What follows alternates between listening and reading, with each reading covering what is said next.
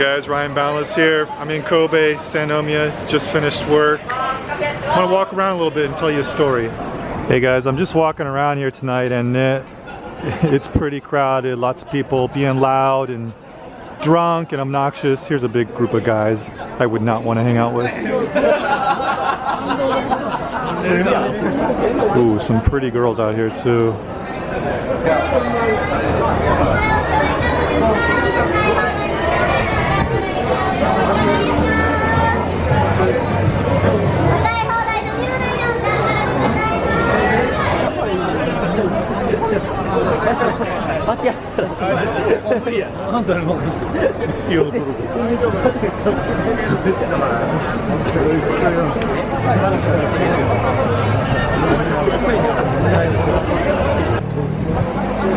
Don't think I've ever seen Sannomiya this crowded, besides a parade or festival or something.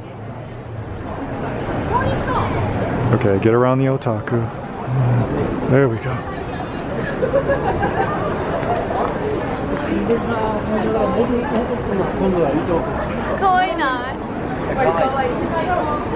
Alright, so first I want to say thanks to all you guys who have come over to Patreon and help support the channel. I really appreciate that, because as you may have heard, the AdSense revenue for all YouTubers is going down. It's going down for me. So the support helps, and it helps keep the channel going. Really appreciate that. Also, I want to say that if you join by the end of this month, you will get to see all the videos, all the full videos that I posted in March and April this month. But from May, those videos will go into archives. So yeah guys, head over there and check out my Patreon channel. You can see all the full videos. They're all ad-free. You can comment over there, and I usually respond to everybody. So the community is over there. It's not here on YouTube. Okay, so yesterday I was at the park and I was working out. And after my workout, I was thirsty, so I went to get a drink at the drinking fountain. You know, and at the park, there's lots of kids playing around. Okay, I'm used to that. I expect that. And there were just 3 little boys playing around. And I didn't think anything of it. I thought they were actually cute, you know. And so, you know, when you live in Japan, you get used to kids staring at you. You get used to people staring at you. That's fine. I understand that. That comes with the territory. But this one little boy out of the 3 pointed at me and he said something like, Henna gaikokujin, you know, like it's a strange foreigner. And so, you know, of course that made me bad. It made me feel like, it reminded me of my friend Tempe. I used to have this friend, her name was Tempe, from my college days.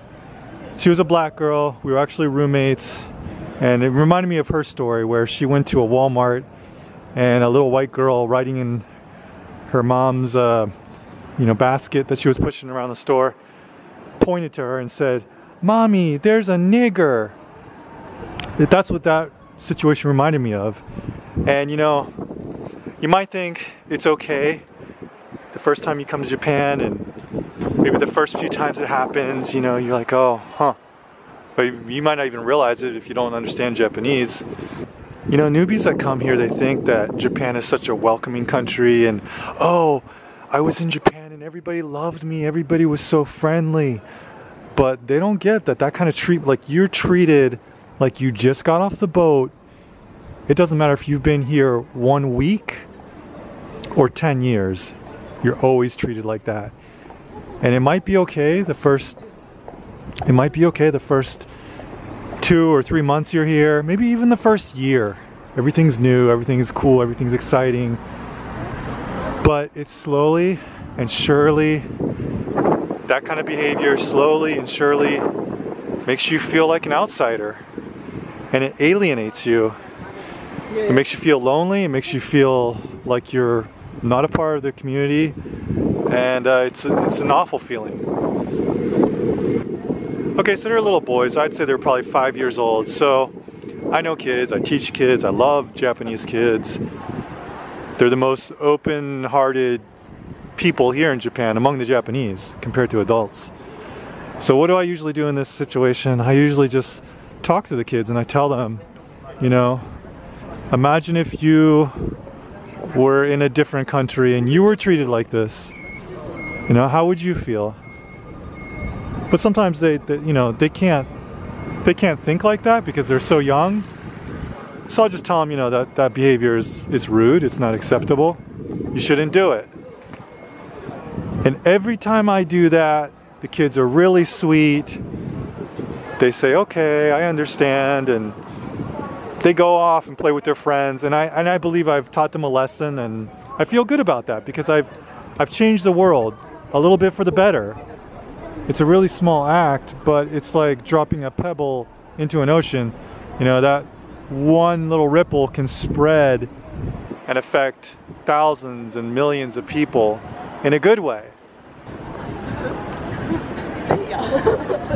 But this time, and this time alone, was uniquely different.